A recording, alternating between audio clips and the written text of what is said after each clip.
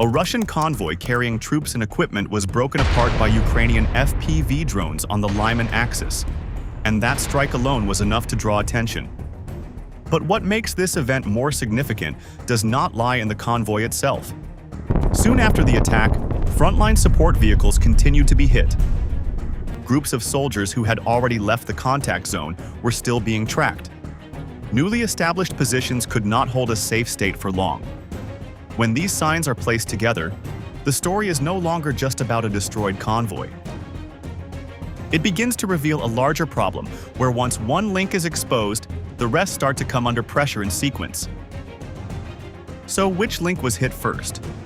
Why are even the vehicles that sustain the pace of frontline operations no longer able to complete their movement? And could it be that this chain of pressure is actually starting from the logistics layer itself? Stay with Military Force as we break it down.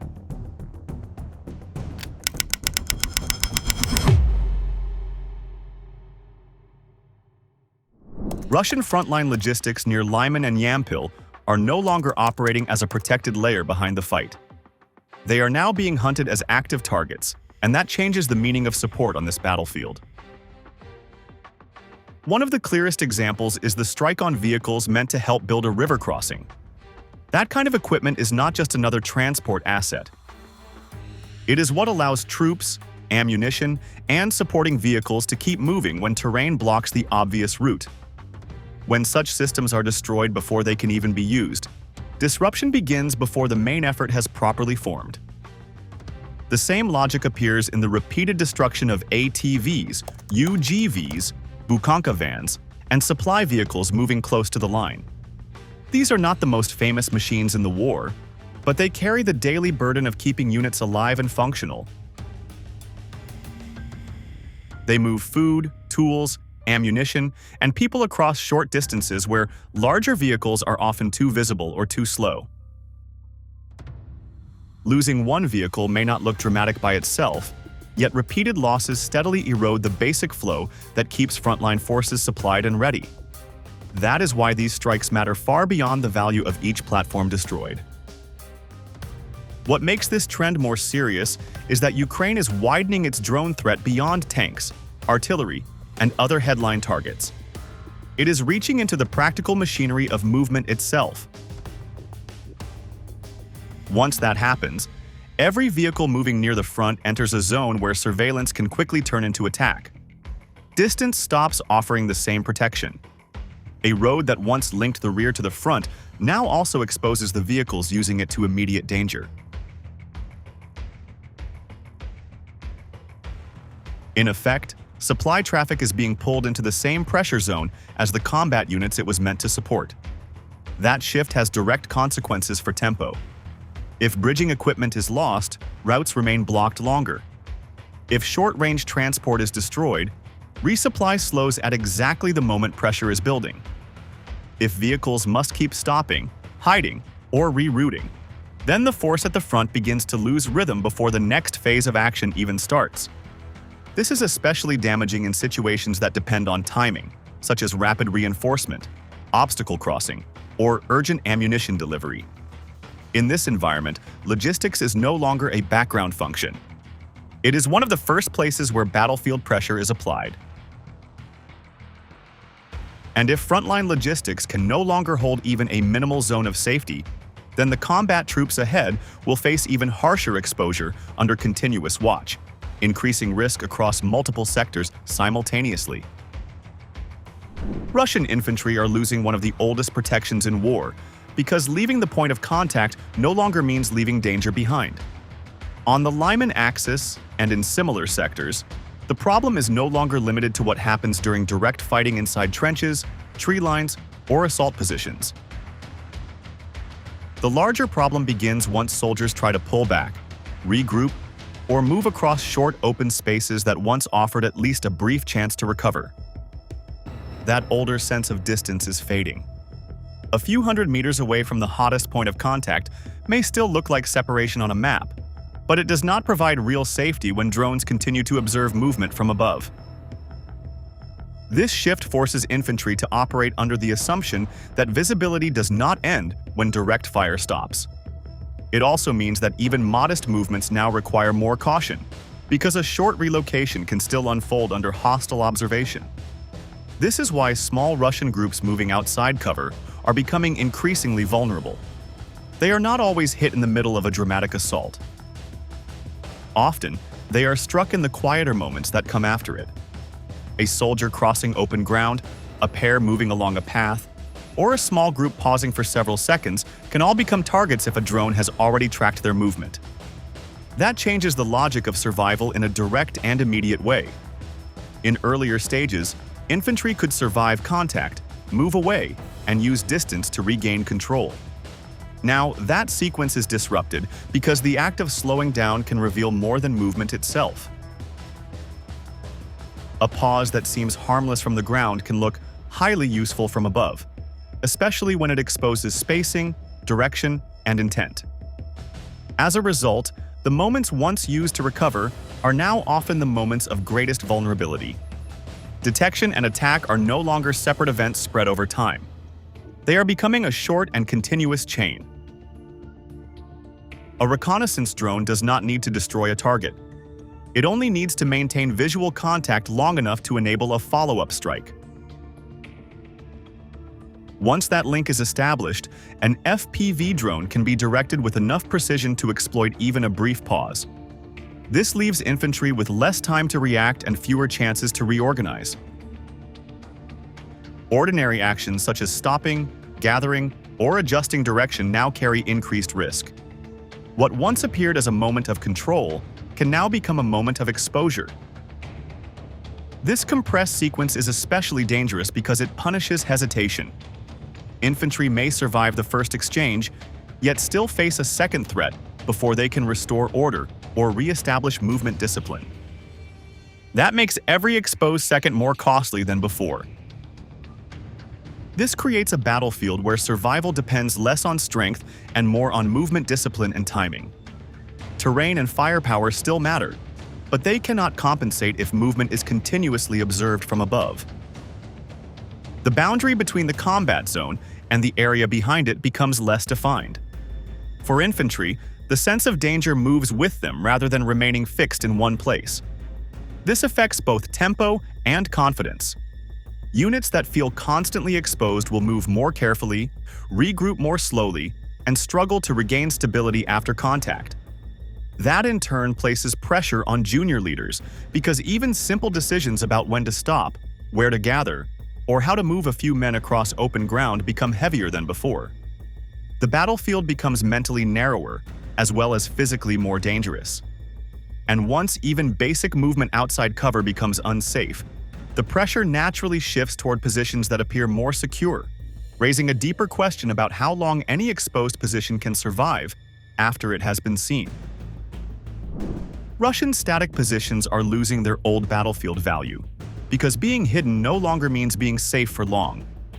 That shift is visible in the way artillery pieces and other camouflage targets inside tree lines are now being found and struck with increasing speed.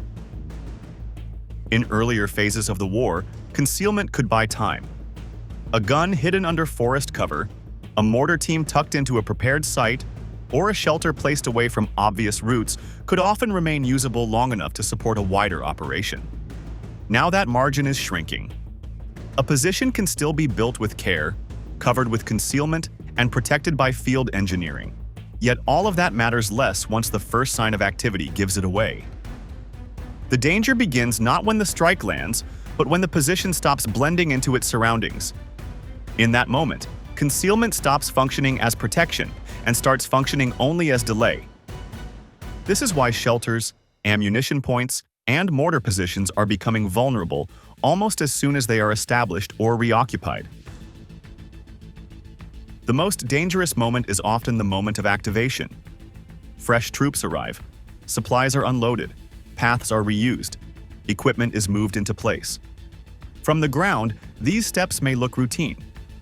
From above, they create visible patterns. A location that seemed quiet can suddenly reveal purpose through repeated movement and logistical signs. Once that happens, the interval between exposure and attack becomes much shorter than before. The issue is no longer whether a site can survive sustained pressure over many hours.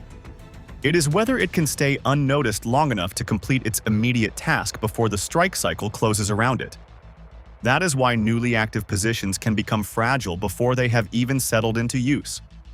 That time pressure changes the meaning of camouflage itself. Wooded areas still help, but they no longer guarantee lasting protection.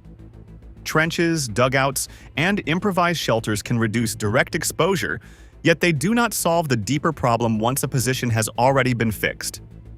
A hidden site now works more like a temporary mask than a durable shield. Its survival depends less on how strong it looks and more on whether enemy surveillance can hold contact long enough for a strike to follow. This is a major change in battlefield logic. The value of a static position is no longer measured mainly by construction quality or thickness of cover. It is measured by how long that position can remain useful before visibility turns into vulnerability. In many cases, that useful window is growing shorter. That leaves defenders with less confidence that preparation alone can preserve a position under observation. This is especially serious for systems that depend on staying in place to function properly. Artillery needs time to set up, fire, adjust, and keep supporting the battle. Mortar teams need a stable location to work through repeated firing sequences. Shelters and supply points need enough calm to receive men, equipment, and ammunition. When detection starts moving faster than that working cycle, the battlefield begins to punish stillness itself.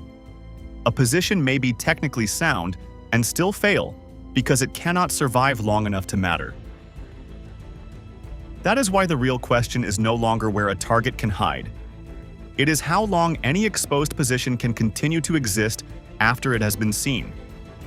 And once the lifespan of static targets is cut this sharply, pressure naturally shifts toward mechanized forces that try to preserve momentum through movement and armor.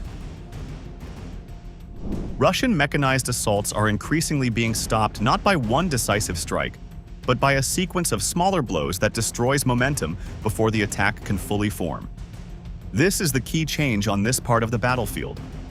A BTR-82 carrying infantry, a tank fitted with a mine plow, or a mixed assault group moving with armored support does not always need to be destroyed at once. It only needs to be slowed, disordered, or pushed into the wrong movement at the wrong time. That is where the breakdown begins. FPV drones often deliver the first disruption. The opening hit may not destroy the vehicle immediately, but it can damage mobility, shake the crew, or force the formation to lose spacing.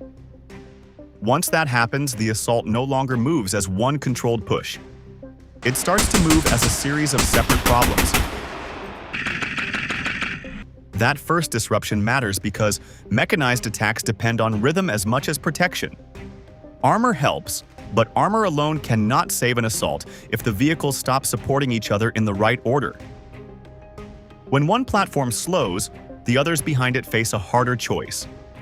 They can press forward into confusion, pause, and lose time, or try to reroute under pressure. Each option creates new vulnerability. Even a short delay can bunch vehicles together, expose side angles, and turn a moving assault into a stalled target set quickly. This is where bomber drones and remotely controlled mines add the next layer of damage. They do not need to appear all at once.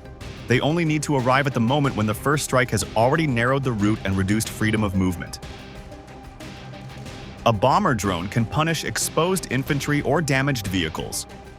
A controlled mine can block escape, trap the route, or stop a vehicle from restoring speed. The attacking force is no longer dealing with one hit. It is dealing with a chain of interruptions. Each interruption makes the next one more effective. That loss of order also weakens command, slows reaction, and makes surviving vehicles less able to support the assault coherently. The most serious moment comes when vehicles carrying infantry lose mobility under pressure. As long as the platform keeps moving, the soldiers still have some protection and some initiative. Once it is slowed or trapped, that protection weakens quickly. The infantry is then pushed into a bad choice. It can remain on or near a vehicle that is becoming an obvious target, or it can dismount into ground already shaped by drones and follow up strikes.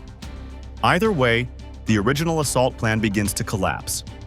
The formation stops behaving like a single mechanized thrust.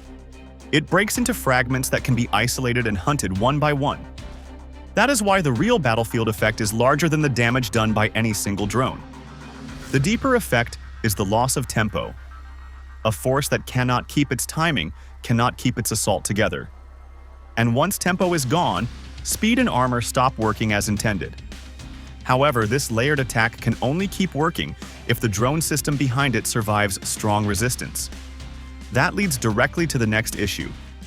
How does Ukraine keep this strike chain active when Russian electronic warfare tries to break it before the next attack can begin?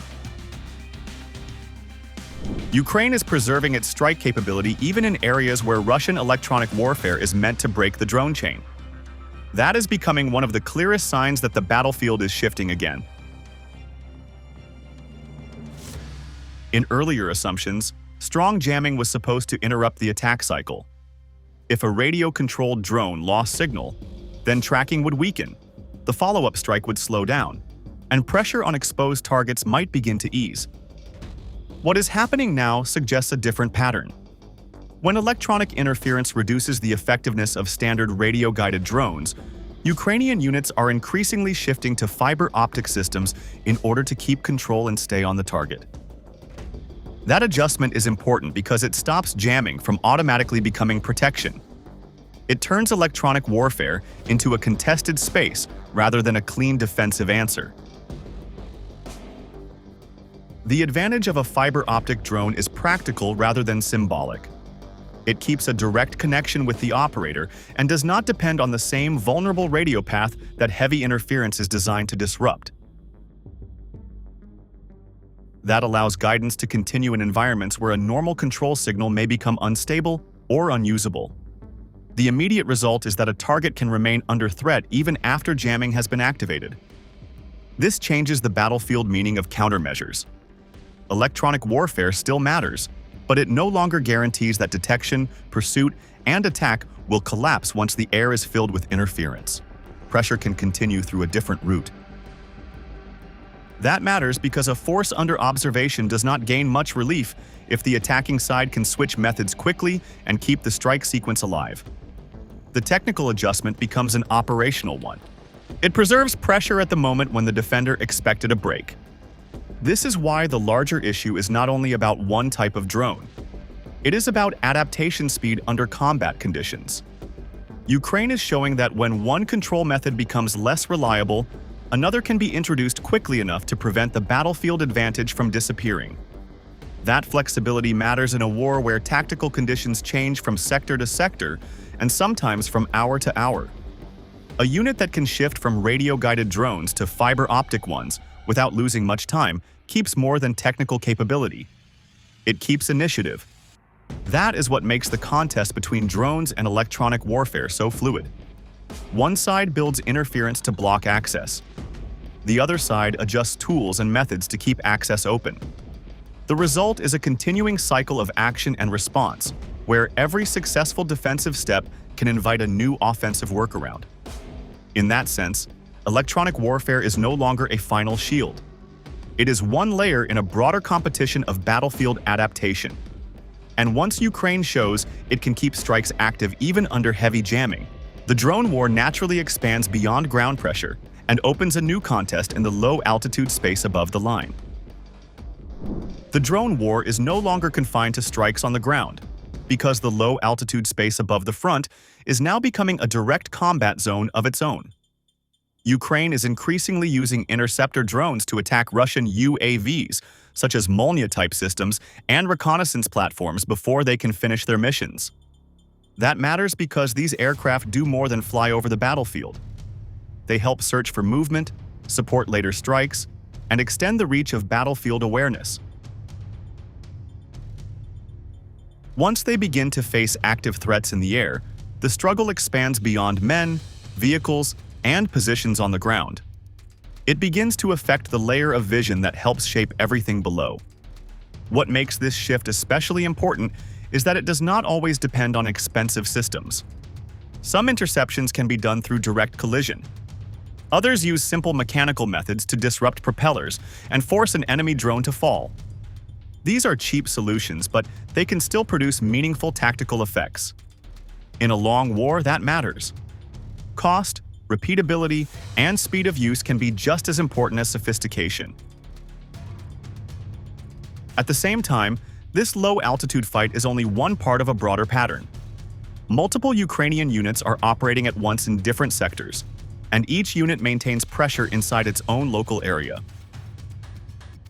One may track infantry movement, another may watch vehicles or supply traffic, another may focus on hostile UAV activity. Viewed one by one, these actions may look limited. Viewed together, they create a distributed but connected pressure system across the line. That is why the battlefield can feel saturated even when no single strike appears overwhelming on its own. Pressure arrives through many channels at the same time. Infantry, vehicles, logistics, and aerial reconnaissance all face separate dangers, yet those dangers are linked by the same broader logic of detection and response. This makes the front harder to stabilize and harder to predict. A short pause in one area does not guarantee relief, because pressure may continue nearby in another form. The result is a battlefield where actions are dispersed, but the effect is cumulative. And once logistics, infantry, static positions, mechanized formations, and UAVs are all pulled into the same cycle of exposure and attack, the issue is no longer the success of one drone. It becomes a question of which model of warfare is now shaping the front most decisively. What these battlefield developments reveal is not simply a rise in drone use, but a deeper change in how pressure is created and sustained across the front. The side that can keep targets visible, vulnerable, and under constant threat now gains an advantage that goes beyond firepower alone. This is why the most important question is no longer how much armor, artillery, or manpower a force can still bring forward. It is whether that force can keep moving, supplying, hiding, and reorganizing without being exposed too early. In that environment, battlefield strength is measured less by what a unit has on paper and more by how long it can function before the next strike arrives. That is the larger meaning of this shift. Drone warfare is no longer one supporting element among many. It is becoming one of the main systems through which the battle is seen, shaped, and decided. If this analysis helped you better understand how modern warfare is evolving, subscribe to Military Force for more clear and in-depth breakdowns. These stories are not only about tactics and technology, but about the real impact of conflict and the cost behind every decision on the battlefield. Stay informed, because understanding war is one of the first steps toward recognizing the value of peace.